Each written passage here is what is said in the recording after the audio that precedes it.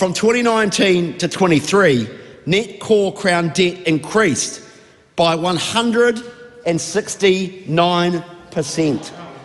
to $155 billion. And David Seymour, Deputy Prime Minister, says, what do we have to show for that? Very good question.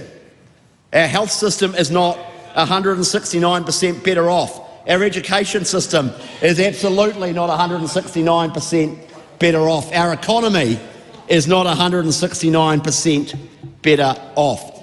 That is the debt disaster this government inherited. Chris Hipkins has claimed that debt servicing costs are not something we should be concerned about, saying that they are only a small amount of money. Now, this kind of fiscal innumeracy is dangerous for New Zealand, because the fact is that our debt servicing costs are currently $8.9 billion a year. To give some context, that is enough to pay for 6 Waterview tunnels every year. That is enough money to pay for 6 transmission gullies every year. That is enough to pay for the annual operating costs of the Defence Force, combined with the New Zealand Police, combined with the Customs Agency, combined with the Corrections Agency, combined with the Ministry of Justice.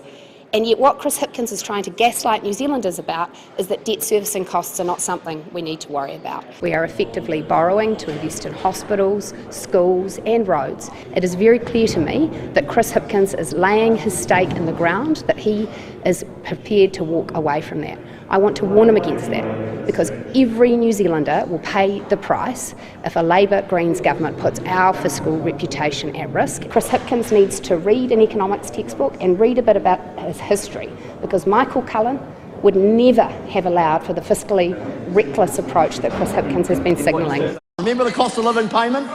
That was the payment that went to French backpackers who hadn't worked in New Zealand for 10 years, dead people, investment bankers in London who lived here 5 years ago who happened to have an IRD account. This reckless, wanton spending.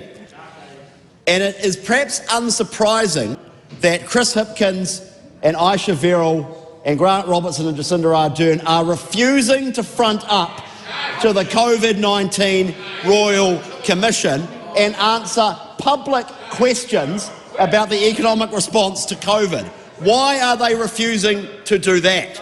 The decisions they made in 2020 and 2021 and 2 have led us into the problems we are enduring today.